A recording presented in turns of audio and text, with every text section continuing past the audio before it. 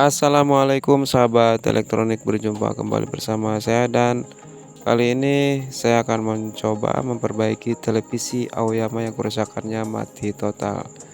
Dan untuk kerusakan seperti ini biasanya terjadi pada blok regulator atau power supply atau biasa disebut PSU. Oke, lanjut. Langkah pertama setelah televisi kita bongkar yaitu kita akan buka panel terlebih dahulu, lalu kita cabut beberapa songket yang terhubung ke inverter atau ke blok regulator yang memang regulatornya itu terhubung dengan inverter juga, inverter lampu CCFL, dan juga songket yang menuju ke panel.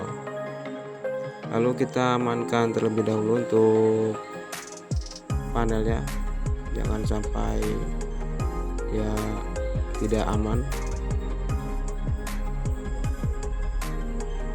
atau jangan sampai terjatuh. Oke, di sini kita akan fokus di area regulator atau blok power supply yang terhubung dengan lampu atau dengan inverter lampu CCFL yang bisa disebut dengan lampu backlight.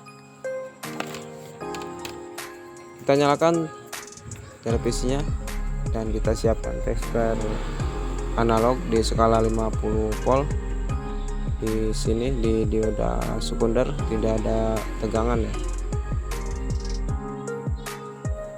Lalu kita arahkan di 250 volt. Kita cek di elko 400 volt. Di elko 400 volt. Dan di sini tak ada tegangan, di elko 400 volt tadi tak ada tegangan ya. Yang kita curigai itu di bagian atau di area primer, karena untuk mesin power supply-nya bermasalah. Jadi untuk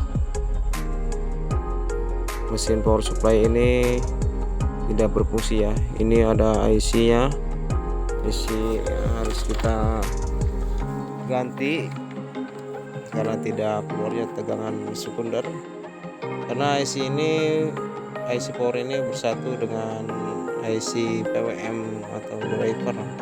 Sepertinya driver itu yang bermasalah. Oke, kita lanjut. Oke, karena ini ditunggu sama anak pemilik televisinya, jadi kita gunakan power supply tambahan dan ini sudah bisa hidup kembali untuk TV Aoyama nya. Dan ini sudah bisa ditonton kembali ya. Dan ini saya menggunakan adaptor tambahan dari bekas adaptor monitor komputer ya, dengan tegangan 12 volt, jadi dia sama. Oke, televisi sudah kita rapihkan dan sudah kita kembalikan ke tempat semula, lalu kita hidupkan dan logo Aoyama sudah terlihat. Lalu kita tunggu sinyalnya. Nah, ini sudah muncul sinyalnya. Oke ya, sekian perbaikan televisi Aoyama kali ini yang hanya kerusakan di bagian regulator. Dan sedikit kata dari saya, takkan ada perjalanan yang indah kalau di dalamnya tak ada kesulitan. Dan wassalamualaikum warahmatullahi wabarakatuh.